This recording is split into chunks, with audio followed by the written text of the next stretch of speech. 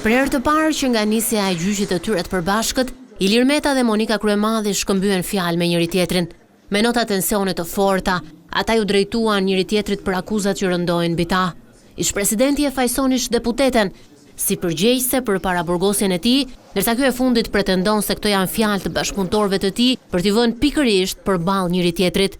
Meta përjashton kategorikisht ushtrimin e ndikimit të lishëm apo të palishëm që buronte nga pushteti i tij për secili nga personat për të cilët ai akuzohet, si Adrian Shatkun, Piro Xhixhon apo edhe Monika Kryemadhin. Kjo është histori UDB-je, edhe Adrian Shatku duhet kishte ardhur këtu sapo dëgjoi emrin, se ka ngrënë bukë në shtëpinë time. Adrian Shatku u largua në vitin 1989 e mori UDB-ja, pastaj iku në Amerikë. Kjo është histori UDB-je dhe agjenturash greke. Nuk kam asnjë dieni për veprimet e Monika Kryemadhit, i di vet ajo. Ato historitë e mesazheve i di zonja Kryemadhi. Duke ju referuar deputetit të Partisë së Lirisë, Tedi Blushi, që ndodhej në sallë, Monika Kryemadhi tha se ka qenë pikërisht ai që ka ndikuar te Meta që ai të ketë këtë qëndrim ndaj saj. Boll se nuk është ashtu. Me llafet që të sjell Altin Dumani, thashë theme flet këtu, mos u merr me llafe grash. Akoma merresh me thashë themet e Tedi Blushit. Kam 4 vjet që e dëgjoj dhe e duroj. Edhe babai im të çohet nga varri, nuk e duroj dot më.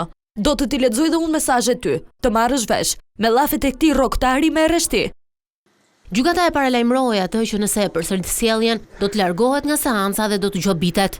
Ndërkohë, këtë të mërkur, mbrojtja paraqiti argumentet kundër akuzave të ngritura nga SPAK. Avokati i Ilir Metës pretendon se prokuroria e posaçme është e motivuar politikisht, pasi provat që ata paraqesin në gjykatë janë sjellë në mënyrë të palishme.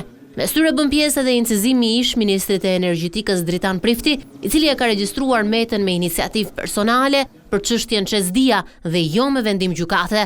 Po ashtu për episodin e lobingut, mbrojtja thotë se Ilir Meta nuk ka firmosur kontratën dhe as nuk ka autorizuar pagesat për të cilat SPAK pretendon se burojnë nga korrupsioni. Në fund, Kujtim Cakrani kërkoi dëshmitar, kryeministrin Edi Rama, ish kryeparlamentar Ingramos Ruçi, kreun e grupit parlamentar Tauland Balla, Petrit Vasilin, Luan Ramën dhe disa nga përfaqësuesit e shoqërisë GSIS.